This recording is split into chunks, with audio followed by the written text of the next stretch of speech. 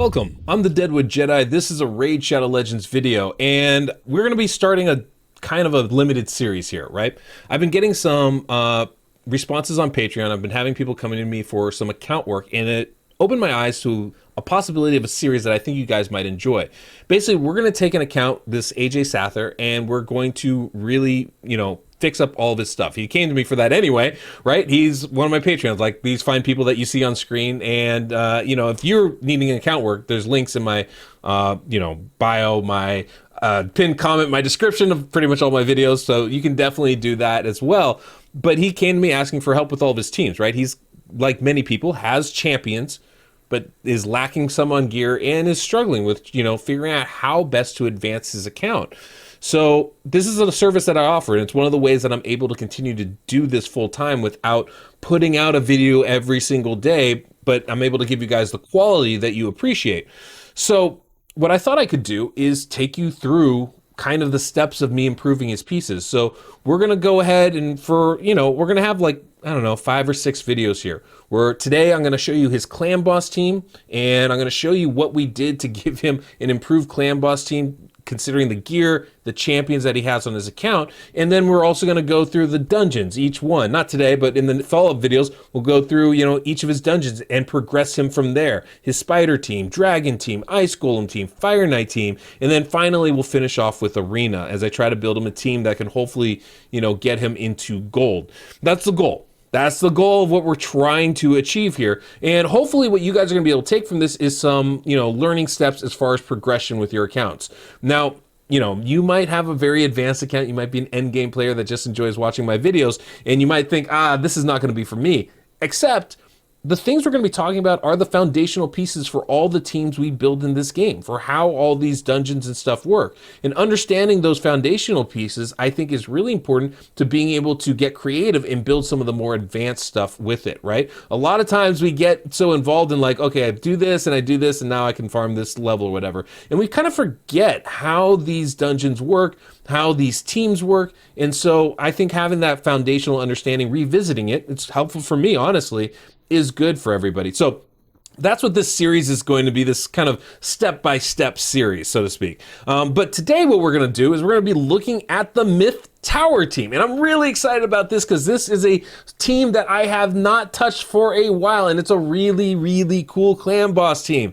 Now, obviously, we have a Roshkar the Tower, and we have a Demitha, and that's all you need to make this team work. So I'm really excited about this. We were pretty limited on gear, and I didn't actually build this. It was actually built by one of my my teammates on this, one of my team, a member of my team that helped me do this. So I'm really excited to go ahead and showcase this because I think it's a very cool team, and I haven't touched it in a while. And so this way, hopefully I can answer some of the questions that you guys might have as far as how this team works and how to build it. So let's go ahead. We're going to look at the setup of the team. Then we're just going to jump in the run, and I'll show you the gear afterwards. So this is the team we're going to be running, right? We have our Demitha, we have our Roshkar the Tower. We've also got Cardiel as our lead, Draco, and Geomancer. Now, why do we have Cardiel in this team other than being an OP champion?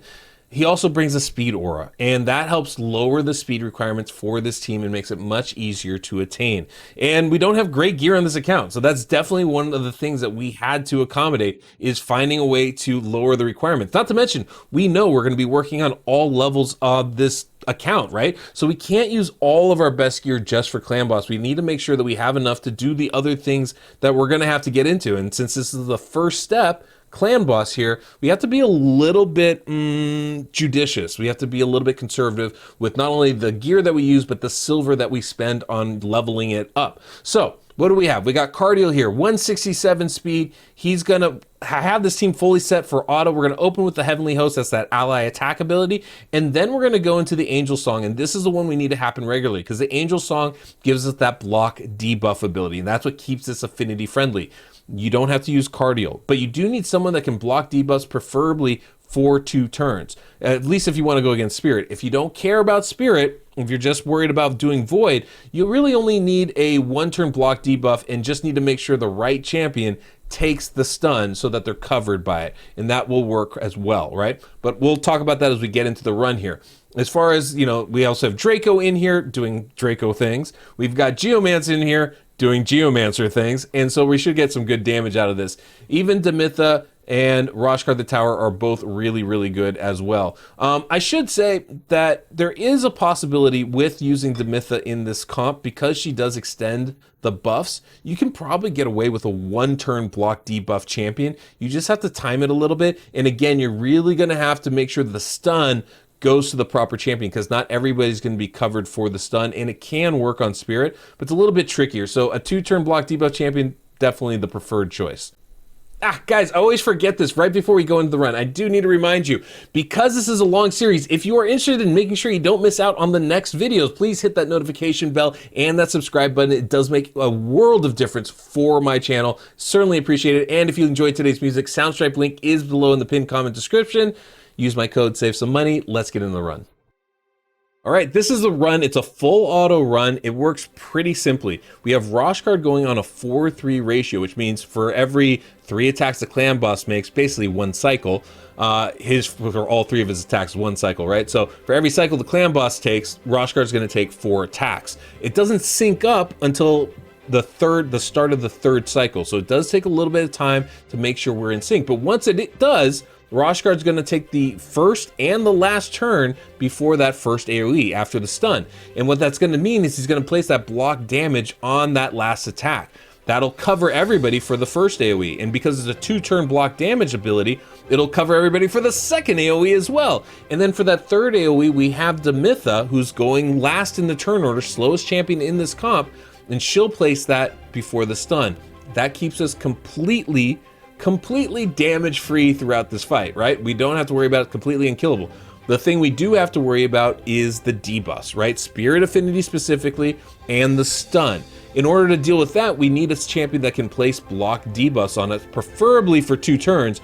In this case, Cardiel. Cardiel's gonna be great for this, right? We do have him going fast enough where he could cleanse the debuff if we wanted him to do that, but right now we have him so he can just block the debuffs every single time, and that's going to work really good because we also have Demytha extending the duration of the debuff, so it works perfectly in this kind of a build. There are, obviously multiple champions we could bring in. Underpriest Brogni is probably top on the list, but Cardiel is phenomenal for this. Not only does he have an ally attack, but he's also got, some pretty good damage abilities and buffs that he puts on everybody as well. Draco obviously does Draco things, Geomancer does Geomancer things. A lot of potential of getting really good damage out of this team. And so that's the squad we got. It's not a one key team by any means, but considering that this team, this account wasn't even doing Ultra Nightmare before, I think what should be a 2, maybe 3 key Ultra Nightmare team is pretty darn good. So I'll get myself off screen. You guys enjoy the music, and yeah, we'll jump ahead towards the end and see how this turns out.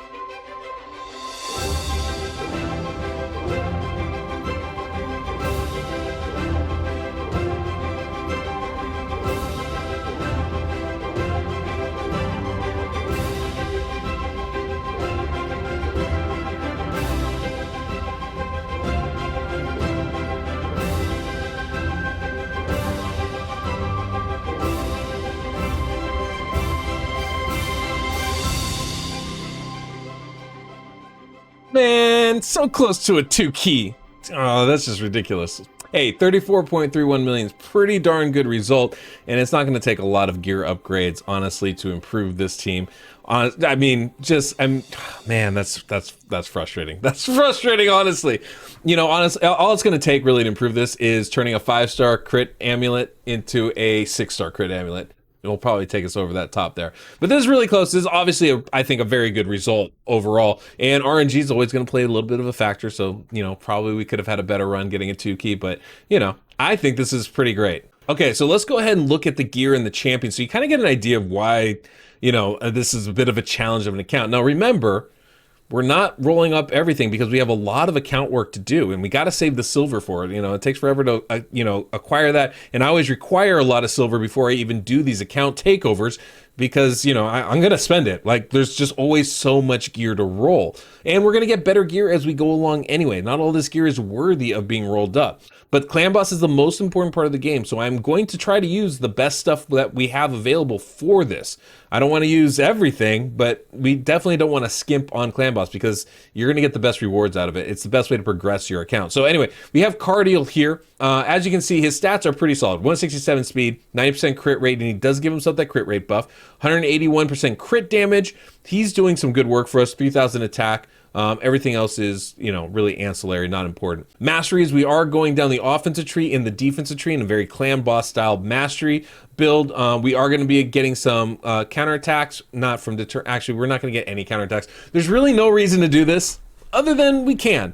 I think we actually could go down the support tree and go to lasting gifts and extend these because I just realized we're not taking any damage. We're not taking the stun. So we're not really getting any benefits out of the defensive tree. It doesn't hurt us though.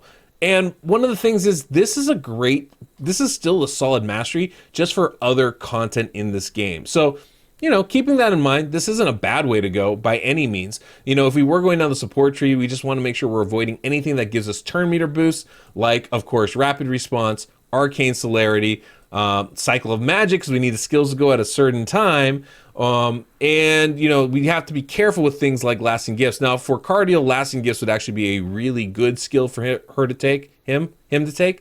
But he's not landing any debuffs, so it's half of one, 6 dozen of the other.